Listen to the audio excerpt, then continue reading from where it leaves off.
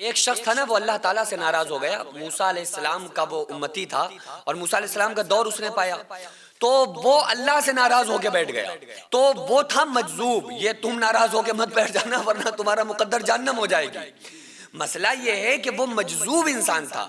مجذوب جو ہوتا ہے سالک ہوتا ہے، مجذوب ہوتا ہے. یہ ہمیں تو لگ رہا ہوتا ہے کہ یار ان کا یہ عمل خلاف شرع ہے، لیکن ان کی پہنچ پہ ہم پہنچ نہیں پاتے، ان کی سوچ پہ ہماری سوچ جاتی نہیں ہے، اس لیے ہمیں لگ رہا ہوتا ہے. تو اللہ تبارک و تعالیٰ نے موسیٰ علیہ السلام سے کہا، چونکہ موسیٰ علیہ السلام کلیم اللہ ہیں، اور کلیم اللہ کسے کہتے ہیں؟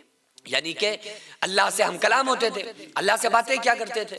تو اللہ تعالیٰ نے موسیٰ علیہ السلام سے کہا، اپنے نبی سے کہا کہ اے میرے نبی موسیٰ، جاؤ میرے فلاں بندے کے پاس، وہ بندہ مجھ سے ناراض ہے، اسے جا کر منا کے لاؤ، اسے جا کر مناؤ اور اس سے پوچھو جا کر کہ آخر اپنے اللہ سے ناراض کیوں ہو. یہ ناراضگی یہ والی مت سمجھ لینا دنیاوی والی، بلکہ یہ والی ناراضگی نہیں، وہ ایک دل کے اندر ملال ہے، ایک رنج ہے کسی چیز کا، اس بارے میں وہ اللہ سے تخیلات میں تخیل میں سوال کر رہا ہے، بات کر رہا ہے، یہ اس ناراضگی کی بات چل رہی ہے.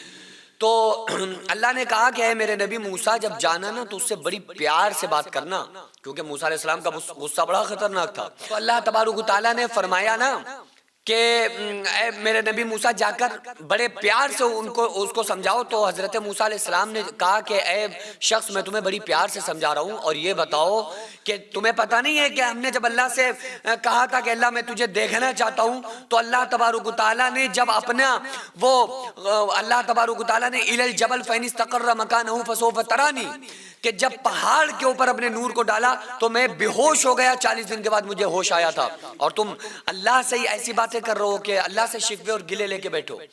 تو وہ شخص تو موسیٰ علیہ السلام نے کہا بتاؤ تو آخر تم ناراض ہو کیوں، تمہیں شکوہ ہے کیا؟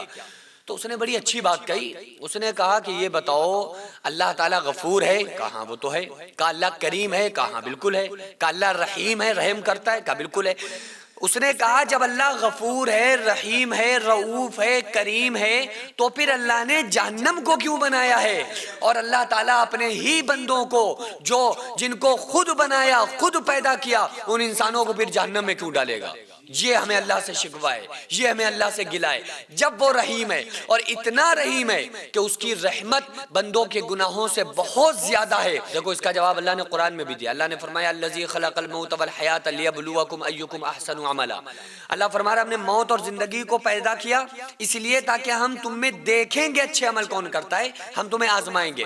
اچھا اب ایک منٹ کے لیے سوچ کر دیکھیے، کوئی بندہ کسی انسان کا مرڈر کر دے، اگر کوئی بندہ کسی کا مرڈر کر دے اور وہ اس کو سزا نہ ملے، جس نے مرڈر کیا ہے، یا کوئی ریپسٹ ہے جس نے ریپ کیا ہوا ہے، اب اس کو سزا نہ ملے، قانون اسے سزا نہ دے، تو کیا خیال ہے جو قانون ہوگا وہ ہمارے لیے مہربان ہوگا یا غیر مہربان ہوگا؟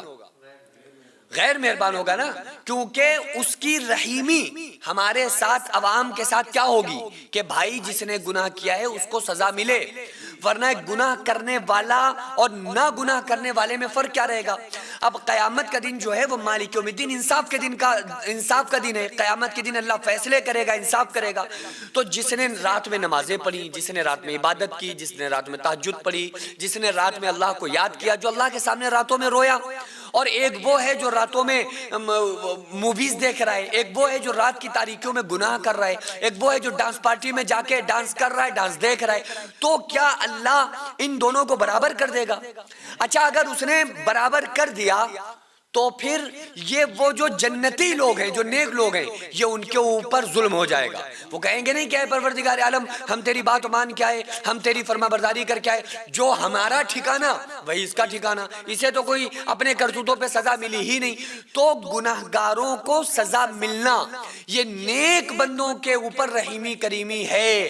اللہ فرمائے گا کہ اے بندو سنو، تم نے اچھے کام کیے تو تم بچ گئے، دیکھو یہ ہماری نافرمانی کر کے آیا، اس لیے یہ سزا کا اور جہنم کا مستحق بنا ہے. اس لیے اللہ تعالیٰ نے جنت کو بھی بنایا اور جہنم کو بھی بنایا، تاکہ ہم بندوں کو آزمائیں گے کہ دیکھیں گے دنیا میں تم میں سے اچھے عمل کون کرتا ہے.